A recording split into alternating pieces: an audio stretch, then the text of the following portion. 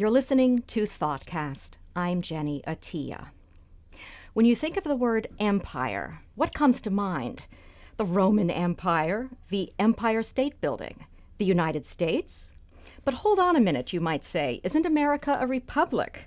Aren't empires ruled by emperors or Caesars, not elected representatives? Well, according to Niall Ferguson, the Scottish historian, author, and Harvard professor, the U.S. is an empire, in denial. He says we're actually the real thing, but we pretend to ourselves that we're not because, well, empires are evil, and we're, of course, good. The United States continues to insist that when it invades Afghanistan or when it invades Iraq, it's not an empire. It's just that the rest of the world can't take this claim seriously. Naturally, Niall's gotten into a lot of flack for saying this. We're here in his office at Harvard University. Niall Ferguson, welcome to ThoughtCast. It's nice to be here, Jenny. Niall, in your book Colossus, The Price of America's Empire, you argue that the U.S. is indeed an empire, whether we like it or not, and that we better start acting like one. But how can we be an empire that's not acting like one at the same time? Well, I think the first point to clear up is whether it's possible for a republic or indeed a democracy to be an empire. And clearly it is, because after all, the Dutch Republic was a very successful empire in the 17th and 18th centuries, establishing Dutch rule in East Asia and elsewhere. And the British Empire, which was probably geographically the biggest empire of all time, was a fully fledged democracy at its maximum territorial extent in the 1930s. So the interesting thing about it is, as you say, that terminologically Americans are allergic to the E word or regard it as a term of abuse. You've said, Niall, that Americans lack an imperial cast of mind. Well, that seems to me to be one of the key weaknesses of this empire. I mean, at the heart of my book Colossus is the proposition that it's a dysfunctional empire. And one of the reasons, I think, is that the imperial mentality is absent. The United States embarks on what look like typical imperial projects. Marching into Afghanistan or Mesopotamia is pretty much what empires throughout the ages have done. But the American electorate expects these interventions to be over and done with within maximum 4 years. And people get pretty restive even after year 2.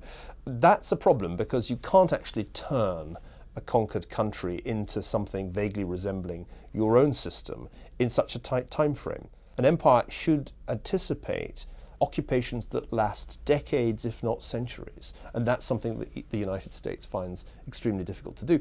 Incidentally, it also implies that some Americans have to spend a large part of their lives in these hot, poor countries. I remember once saying to a friend in New York at the time of the invasion of Iraq that the problem with Americans is that they didn't want to spend enough of their time in hot, poor countries. And he said, "You're absolutely right. I really don't even want to go to Alabama." It does interfere with one's quality of life, which is rather key around here, don't you think? Yeah, I mean, I think one of the differences between the British Empire and the American Empire is that there were very substantial numbers of poor Celts. The Scots and the Irish were disproportionately involved in this, who were ready to emigrate and try their luck. Now, there isn't an obvious social group that has an incentive to emigrate from the United States. On the contrary, many of the people who end up in the American Armed Services have often come here consciously as immigrants or are the children of relatively recent immigrants. That's a fundamental structural problem. It's hard to run an overseas empire if nobody wants actually to go there. If you don't have people who are actually ready to go and spend years of their lives in these places and learn the languages and get familiar with the population, then it's very difficult indeed. I mean, 6-month tour of duty is not enough. Certainly not enough to learn Arabic. Let me go back to my question then. If we're not acting like an empire, how can we be an empire? Well, it's quite possible that the United States simply can't be a better empire, that it is and will always be this kind of an empire, unless there's a really profound increase in the sense of vulnerability that Americans currently have. It's not clear to me what the consequences would be of another major terrorist attack, particularly a nuclear terrorist attack. That might shift attitudes. Niall, how do you define the word empire, and what do you think is its connotation or implication? Well, I'm a historian, not a dictionary, and I tend to define things in terms of what we've seen in the past. There have been about 70 entities that other historians have called empires throughout history.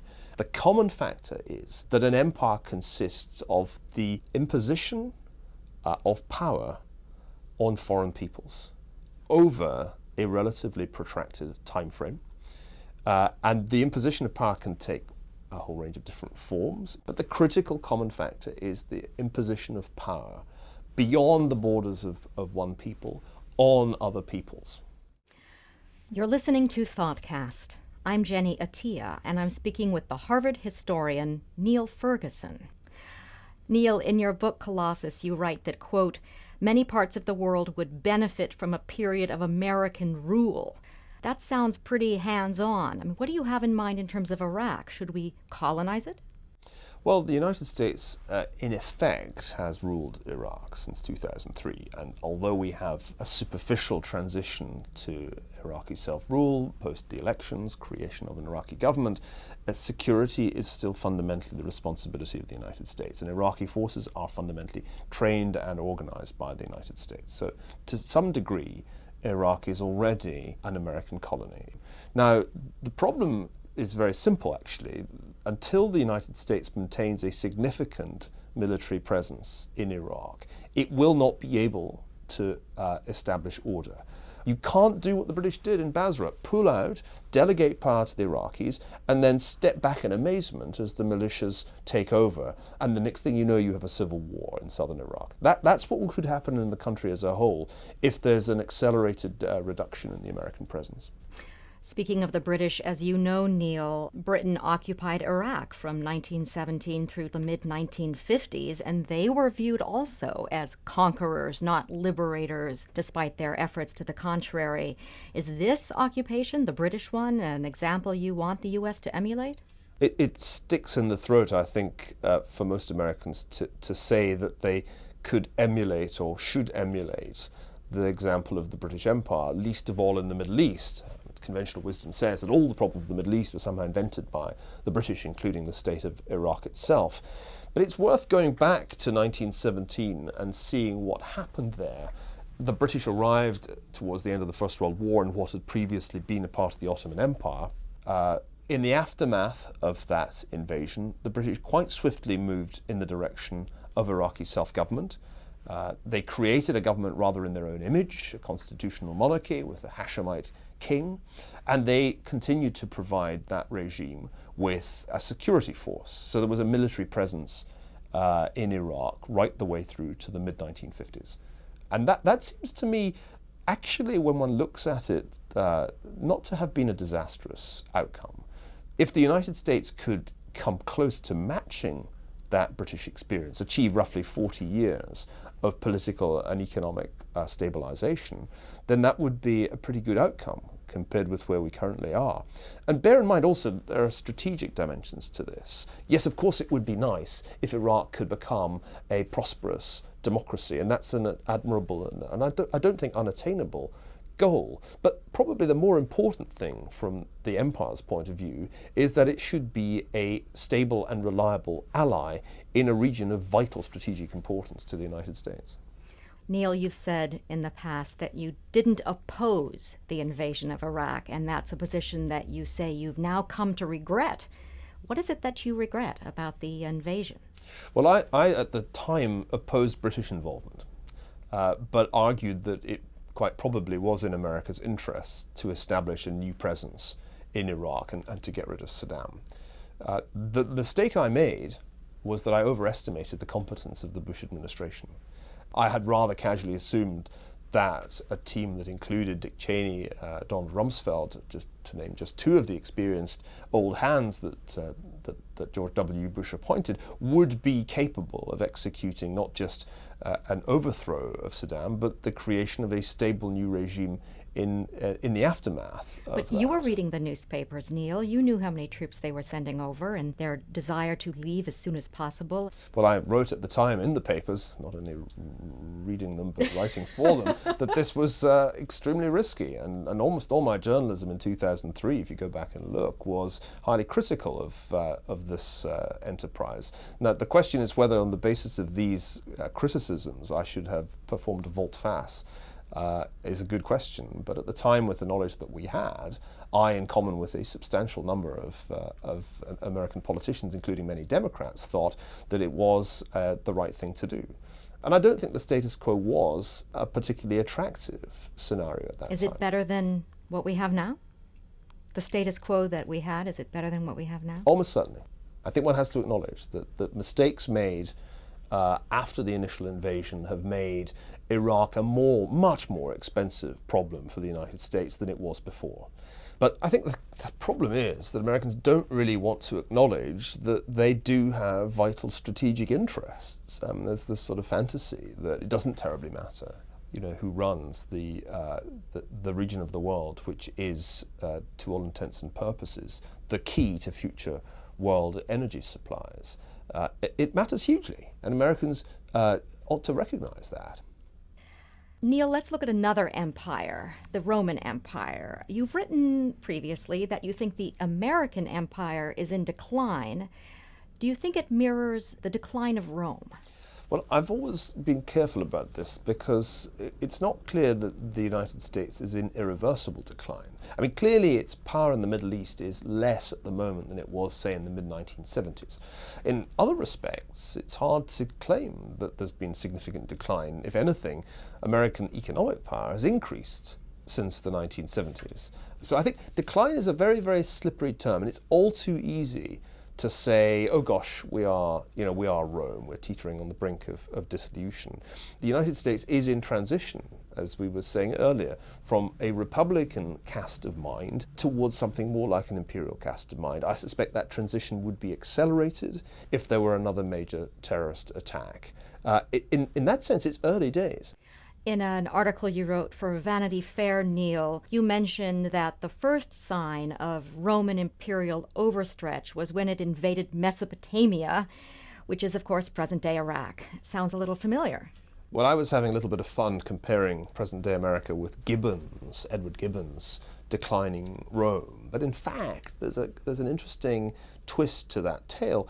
The Roman Empire extended into Mesopotamia more than once.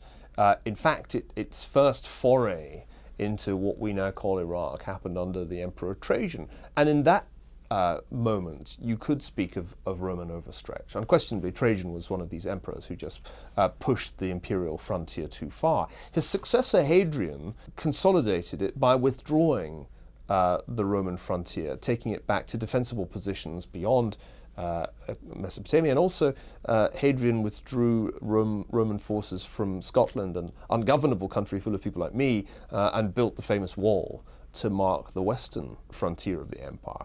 Now, that was not a moment that anticipated Roman decline. It was a consolidation of the Roman Empire, and the empire's great days in many ways lay ahead of it. So I think there is a sense in which the United States could conceivably be in that kind of a situation. The next president could conceivably be a Hadrian who consolidates America's overseas presence, who moves it to a more sustainable frontier and lays the foundation for a period of economic and imperial prosperity and stability. Last question, Neil. What do you think is going to happen? You've talked a lot about what you think the U.S. should do. What do you think the U.S. will do? Well, of course, I'm only a historian. I don't have the power of prophecy. I'm always reminding students that there's no such thing as the future. Anyway, there are only futures, plural, and it's easy to think of at least two futures where Iraq is concerned. In one future, a president moves to reduce the American presence, wind up the American presence in Iraq, a sort of Nixon-Vietnam type strategy, which turns out to be harder to do than perhaps that president had encouraged the electorate to believe. And so we get into a particularly messy exit in which the US forces become more and more vulnerable as their numbers decline and the level of violence in Iraq escalates. And it all ends up with helicopters removing the last people from the green zone. I mean, that's a plausible future. We've seen that movie before, after all. But there's another, I think, more attractive future in which realism prevails, and it's understood that this does not need to be a rerun of Vietnam, that Iraq could be stabilized, but it is going to take years, and it's going to take a sustained and effective military presence that has credibility and isn't simply seen as a temporary expedient. I think that's essentially the choice of futures that the next president will face, and I'm hopeful that he'll choose the latter rather than the repeat scenario which we've seen back in the 1970s. Niall Ferguson, thank you very much for speaking with us. My pleasure. You've been listening to the Harvard historian Niall Ferguson on ThoughtCast. Please tell us what you think. To leave a comment, go to thoughtcast.org and search for the word empire. I'm Jenny Attia. Thanks for joining us.